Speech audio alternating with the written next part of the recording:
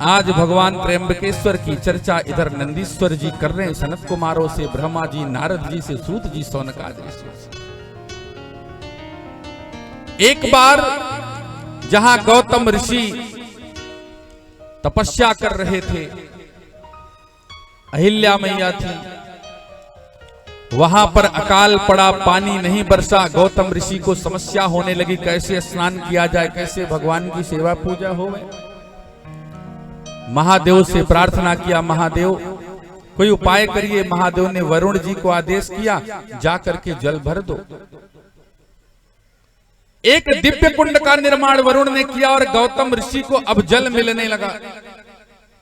एक दिन की बात, गौतम ऋषि ने अपने शिष्य को भेजा, जाओ कुंड से जल लेकर के आओ। वहां ऋषि पत्नियां जल भर रही थी। उन्होंने कहा, अभी रुक जाओ, पहले मुझे जल लेने दो, बाद में तुम ले लेना। आज गौतम ऋषि के शिष्यों ने कहा, ऋषि पत्नियों, ये कुंड गौतम ऋषि के द्वारा ही यहाँ पर बना है, पहले जल उन्हीं को मिलना चाहिए। ऋषि पत्नियों ने कहा कि कुछ चीजों पर किसी का अधिकार नहीं होता, जाके गौतम से बता देना, जल पर सबका अधिकार है। ये जो पंच महाभूत होते हैं, इन पर किसी का अधिकार नहीं। क्षिति जल पावक गगन समीरा, इन पर किसी का अपना एकीकृत अधिकार नहीं। आप जमीन सोच लो, आपकी अपनी है तो आपकी है कहां? अगर आपकी होती तो आप सरकार को लगान क्यों देते? जब चाहती सरकार आपके घरों को तोड़ करके हाईवे बना देती है ना। हवा पर आपका कोई अधिकार नहीं है। हवा चल रही तो सांस ले रहे हो, जहां ऑक्सीजन नहीं, जबरदस्ती नहीं जाता। धरती उसी तरह से, धरती पर अधिकार नहीं, हवा पर नहीं। और जल की तो इतनी बड़ी विडंबना हो, अगर भाई भाई एक अगर घर में रह रहे हैं, जिस दिन बंटवारा हुआ, अगर बड़े भाई ने नल लगवाया है तो छोटे भाई को कहता, आज से पहली लड़ाई पानी पर हो जाती, आज के बाद हमारे नल से पानी मत भरना। एक बात बता दूं, दुनिया में सारे कुकर्म कर लेना, किसी का जल मत रोकना। नहीं तो जब मरोगे तो मरते समय जल नहीं मिलेगा आपको। चाहे वो बरसात का पानी आपके दरवाजे से बह रहा हो, चाहे नल का पानी लेने पड़ोसी आता हो, बड़े भाग्य से होते हैं सब। कभी किसी का जल नहीं रोकना चाहिए। आज जैसे ऋषि पत्नियों ने कहा, गौतम के जो शिष्य गए थे लौट करके आए। महाराज ऋषि पत्नियों ने ऐसा कहा, हमें बड़ी तकलीफ हो गई। कुंड आपने बनवाया, ऋषि पत्नियों का ये क्या अधिकार कि हमको पहले जल नहीं लेने देती? गौतम जी गए, अहिल्या मैया गई, ऋषि पत्नियों ने, लड़ाई हो गई समझो। आज दोनों सब में झगड़ा हो गया। गौतम जी क्षुभित हुए कि हम ही ने बनवाया और हमें ही पीछे पानी भरने को मिलेगा। आज महादेव का शिवलिंग बनाया, महादेव प्रकट हुए। ऋषि जी क्या बात हो गई? महादेव, मैं चाहता हूं कि ये जितने लोग हैं ये यहां से दूर चले जाएं, या तो इनको ये जल न मिले। महादेव ने कहा, आप इतने बड़े ऋषि होकर के इतनी हमारी पूजा करके हमको बुलाए और मांग रहे हो इतनी छोटी चीज? इतना छोटा सोच एक ऋषि का नहीं होता गौतम, अच्छी बात नहीं है। ये तो कुकर्म में आता है। आप चाह रहे हो तो मैं कर दूंगा, मैंने कभी मना नहीं किया, लेकिन मैं नहीं चाहता कि मेरे देश के ऋषियों के मन में इस तरह का भाव आ जाए। गौतम की बुद्धि अच्छी हुई, अच्छा प्रभु कोई बात नहीं है, आप जैसा चाहें, सब आनंद है, आपने दर्शन दिया।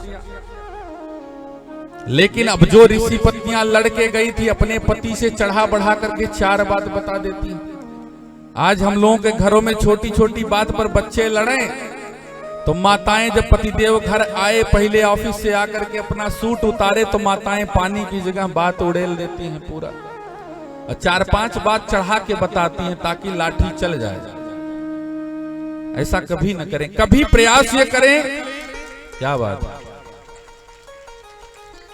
हमेशा ये प्रयास करें, अगर कहीं बच्चों में विवाद हुआ, बात बड़ी हो गई है तो छोटी करके बताने का प्रयास कीजिए। 100 दुख दर्द बलाएं टल जाएंगी, सिर झुका के चलोगे तो चोट नहीं लगेगी, सिर ऊंचा कर लोगे तो माथा फूट जाएगा।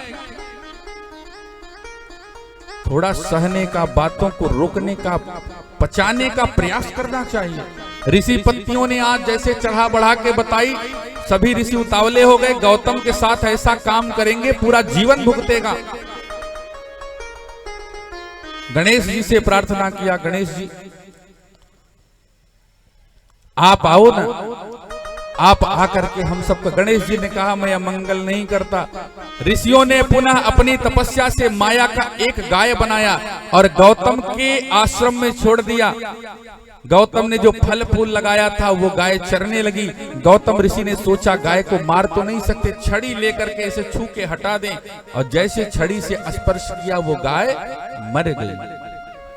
गौतम ऋषि को आज गौ हत्या लग गया।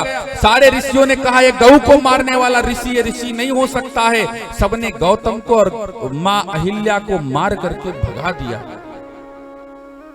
महादेव ये बात बर्दाश्त नहीं कर पा रहे थे। गौतम जहां पहुंचे वहां महादेव की फिर एक पार्थिव बनाया। महादेव हमसे क्या गलती हुई थी, आपकी बात हमने मान ली और मेरे ऊपर गौ हत्या जैसा। ऋषि लोग हमें पत्थर से मार करके भगा दिए। महादेव आपकी पूजा में हमसे क्या गलती हो गई। महादेव प्रकट हुए, गौतम आपकी कोई गलती नहीं है, किए का फल मैं उन ऋषियों को देने जा रहा हूं। और सुनो, जिस जल के नाते लड़ाई हुई है, आज मैं ऐसा जल आपको दूंगा कि तुम्हारे नाम से ही वो जाना जाएगा। मां गंगा को भोले ने आदेश किया, गंगा आपका यह रास्ता तो नहीं है, लेकिन आज तुम्हें यहाँ एक भक्त के लिए बहना होगा।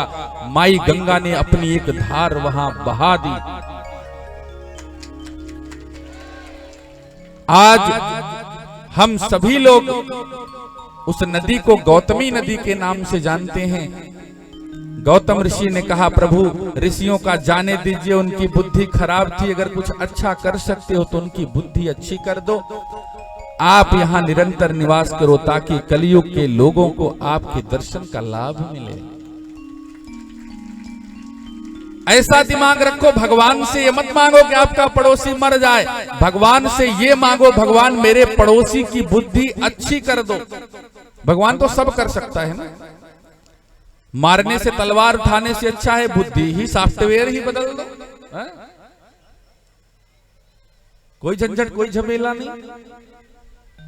भगवान से यही मांगने का प्रयास करो।